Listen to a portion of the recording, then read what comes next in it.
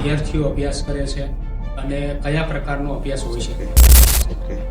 નવોદય અને બાલાચડી છે ને એ સેન્ટ્રલ લેવલની એક્ઝામ હોય છે અને ઓલ ઓવર ગુજરાતમાંથી સ્ટુડન્ટ આવે છે. નવોદયની અંદર સિલેક્શન થઈને તો એને કેન્દ્ર સરકાર 6 થી 12 સુધી ફ્રી ઓફમાં ભણાવે છે. કેટલી ફી હોય છે લેવલની અને કેટલા ધોરણ અભ્યાસ કરવો પડે છે અને કેટલી ટકાવારી હોય છે? કેમ કે લોકોને ખબર હોતી નથી કે આ નવોદય જે સેન્ટર હોય છે એમની અંદર કઈ રીતે કયા પ્રકારે એડમિશન લેવાતા હોય છે, શું હોય છે?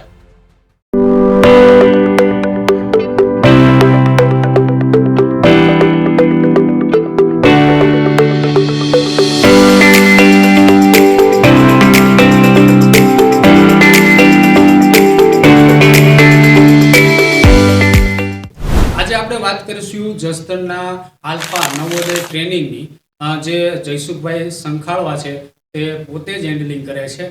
તેમના ઓનર છે આપણી સાથે. જયસુખભાઈ, સ્ટુડિયોમાં આપનું સ્વાગત છે. આજે આપણે વાત કરવી છે કે કેટલા વિદ્યાર્થીઓ અભ્યાસ કરે છે અને કયા પ્રકારનો અભ્યાસ હોય છે તમારી સેન્ટરની? નવોદય અને બાલાચડી છે ને એ સેન્ટ્રલ લેવલની એક્ઝામ હોય છે અને ઓલ ઓવર ગુજરાતમાંથી સ્ટુડન્ટ આવે છે. અને બાળકો છે ને બધાએ એનું ફાઉન્ડેશન મજબૂત થાય અને નવોદયની અંદર સિલેક્શન થઈને તો એને કેન્દ્ર સરકાર 6 થી 12 સુધી ફ્રી ઓફમાં ભણાવે છે સીબીએસઈ માટે. અને સૈનિક સ્કૂલની અંદર 6 થી 12 સુધી સીબીએસઈ બોર્ડ જ આવે છે, પણ એની લોકોની અમુક લેવલ પ્રમાણેની ફી જ હોય છે.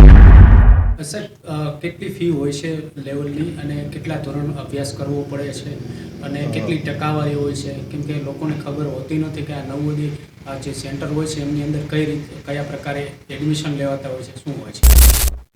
નવોદયની અંદર 6 થી 12 સુધી 8 સુધી કોઈ નોર્મલી કંઈ ફી જ નથી હોતી. 9થમાં એ લોકો મંથલી જે નોર્મલી ફી હોય છે 300-400 રૂપિયા હોય છે.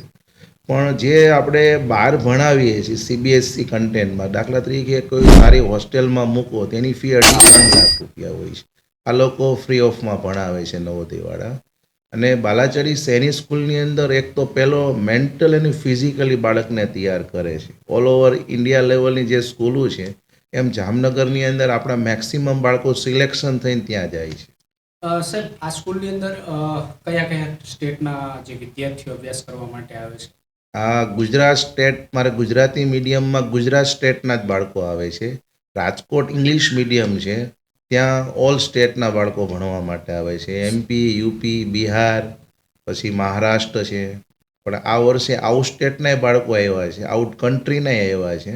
દાખલા તરીકે દુબઈથી ભણવા માટે 2 ચાઇલ્ડ આવ્યા છે.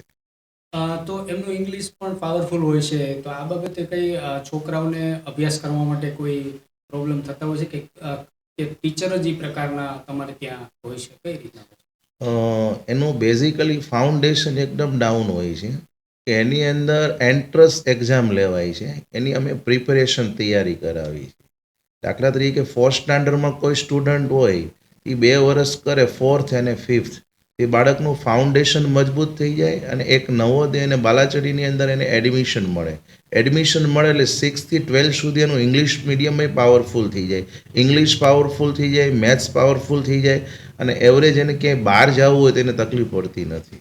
સાહેબ, આ જે અભ્યાસ કર્યા બાદ કયા પ્રકારનું એડમિશન કયા ડિપાર્ટમેન્ટમાં મળતા હોય છે? કેમ કે તમારો જે અભ્યાસ છે એ બહુ ક્રિટિકલ છે અને વધારે પડતો હાઈ લેવલ ઉપર છે, તો કયા પ્રકારની પછી એક્ઝામો આપવા મળશે, કઈ પ્રકારની નોકરી મળતી હોય છે? જો નવોદયની અંદર કે બાલાચડીની અંદર મેન તો બે સીબીએસઈ બોર્ડ જ છે. બાલાચડી સૈનિક સ્કૂલ છે ને એ એનડીએની પ્રિપેરેશન કરાવે, નેશનલ ડિફેન્સ એકેડમી, એની અંદર એક અલગ પડે છે. બાકી તો આપણે એન્જિનિયરિંગ, ડૉક્ટર, સીએસ બધા લોકો બની શકે છે. પણ મેન બેનિફિટ એ છે, બાળક નવોદય કે બાલાચડીમાં ભણે ને એનું એક સીબીએસઈનું કન્ટેન્ટ મજબૂત થાય છે, આગળ જતા એને ઓલ ફ્યુચરમાં તકલીફ નથી પડતી અને કોર્સ તો ગમે તે ફેકલ્ટીમાં હોય ગમે ત્યાં જઈ શકે છે. સાહેબ, ક્યારેક એવું બની શકે કે વિદ્યાર્થીને સારી ટકાવારી હોય પરંતુ પૈસા ન હોય, ત્યારે આ બાબતે ક્યારે તો એવો પ્રસંગ બની ગયો કે તમારી પાસે આવ્યો હોય ને તમે એડમિશન કંઈ આપ્યું હોય ફ્રીમાં? ઘણા વિદ્યાર્થી એવા હોય છે કે એના પેરેન્ટ્સ પાસે અમુક ફીના હપ્તો ઇન્સ્ટોલમેન્ટ ભરવાનો ન હોય તો આપણે એને ઇન્સ્ટોલમેન્ટ કરી દીધો હોય કે છોકરો ભણીને વહી ગયો હોય ત્યાર પછી 2-3 વર્ષ પછી ફી ભરવા માટે આવ્યા હોય અને ઘણા એના મમ્મી પપ્પાય ન હોય તો આપણે એની ફી નથી લેતા, એને ફ્રી ઓફમાં ભણાવીએ. સાહેબ, નવી સ્કૂલ ચાલુ થઈ છે, હા, કયા પ્રકારની વ્યવસ્થા છે અને કેટલા વિદ્યાર્થીઓ અભ્યાસ કરી શકશે, રહેવાની વ્યવસ્થા કઈ રીતના છે? ત્યાં નવી હોસ્ટેલની અંદર 1000 બાળકોની વ્યવસ્થા છે. આખું એઆઈ બેઝ ઉપર આખી નવી સિસ્ટમ ડેવલપ કરીએ છીએ કે બાળકને રોબોટ ભણાવે, હ્યુમન ટચ ભણાવશે, ટીચર્સ સારા ટ્રેનર ભણાવશે. ઓલ ગુજરાતની અંદર આઈ થિંક પહેલો પ્રોજેક્ટ હોય છે કે એઆઈ બેઝ ઉપર આપણે કામ કરી રહ્યા. એ બેઝ ઉપર અત્યારે ટ્રેન્ડિંગ ઉપર છે, હા. તો આપણે કઈ પ્રકારનું લાવશું? હા, ઓકે, ડેટ્સ ઓલ. કે એઆઈ બેઝ છે ને, દાખલા તરીકે કોઈ સારા ફેકલ્ટી હોય એ ફેકલ્ટી એવા 12 ક્લાસની અંદર ભણાવી ન શકે, એ ફેકલ્ટીને આખું સોફ્ટવેર બેઝ ઉપર લઈ જાય, એને એક રોબોટ બનાવી, એવા 12 રોબોટ બનાવી એટલે 12 ક્લાસની અંદર 1 કલાકમાં આખું સંપૂર્ણ સિલેબસ ભણાવી શકે. એ આખું એ લેવલ ઉપર કામ કરવા માંગીએ છીએ. સાહેબ, આટલા બધે પહોંચવા માટે કેવો સંઘર્ષ? આટલા બધે પહોંચવા માટે બહુ કેમ કે જયસુખભાઈ, 18 મને ખ્યાલ છે ત્યાં સુધી કે હું પણ એક છોકરાને મૂકવા આવતો હા. અને ત્યારે એક નાની ઓડીમાં 6 થી 7 સ્ટુડન્ટ હતા. 18 થી 20 કલાક વર્ક કરવું પડે છે. નાના બચ્ચા હોય 9, 10, 11 વર્ષના કે એ બચ્ચાને ધ્યાન બહુ આપણા બચ્ચા કરતાંય વધુ ધ્યાન આપવું પડે છે અને એ ચાઇલ્ડ મારા ચાઇલ્ડ છે ને એ રીતે રાખવા પડે છે. નાઇટમાંય ધ્યાન આપવું પડે છે ને દિવસમાં તો અમે હોય જ છીએ, પણ એક અમે બધાએ જે અમારો સ્ટાફ છે ને એક ફેમિલી મેમ્બર તરીકે વર્ક કરે છે. એટલે આ બધું લેવલ અપ એટલા માટે થયું છે અને હાર્ડવર્ક તો કોઈ પણ માણસને કરવું જ પડે. ઇવન પહેલા જ ક્લાસની અંદર શરૂઆત કેટલા વિદ્યાર્થીઓ? 2005થી હોસ્ટેલ સ્ટાર્ટ કરી જ્યારે નવોદય બાલાચડી, ત્યારે 4 સ્ટુડન્ટ હતા. અત્યારે આપણી પાસે ઓલરેડી 1200 સ્ટુડન્ટ છે અને ઓલ ઓવર ગુજરાતમાંથી આવે છે. એક પણ જિલ્લો એવો નથી ત્યાંથી આપણે જસદણમાં નવોદય કે બાલાચડીના સ્ટુડન્ટ ન હોય. અને મેક્સિમમ રિઝલ્ટ જસદણ અને રાજકોટથી આવે છે. ઓલ ઓવર ઇન્ડિયા લેવલે રેન્કે આપણે રાજકોટ કે જસદણ બ્રાન્ચમાંથી જ આવે છે.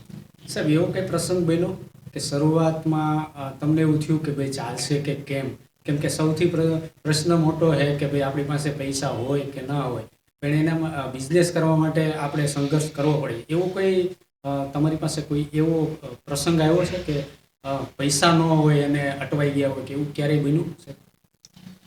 પૈસા તો ઠીક છે, પૈસા તો ગૌણ વસ્તુ છે, પણ એવો પ્રસંગ તો બનતા જ હોય કે નાના મોટા ક્રિટિકલ ઇસ્યુ બધા એવો એરર આવતી હોય, પણ એરરને સોલ્વ આઉટ કેમ કરવી, સ્ટેપ બાય સ્ટેપ આપણે બધાએ પ્રશ્નોનું સોલ્વ આઉટ કર્યું છે. બરાબર, કે જે બાળકોમાં રિઝલ્ટ અમુક લેવલે આપણે જોતું હતું એ લેવલે રિઝલ્ટ નથી મળ્યું તો પેરેન્ટ્સની એક્સપેક્ટેશન બહુ વધુ હોય. બરાબર, એ લેવલ આપણે રિઝલ્ટ નથી આપી શક્યા તો એ રિઝલ્ટ લાવવા માટે શું કરવું પડે, તો આપણે એના માટે બહુ પ્રયાસ કર્યા એટલે આપણે આ લેવલે આપણે સક્સેસ ગયા છીએ.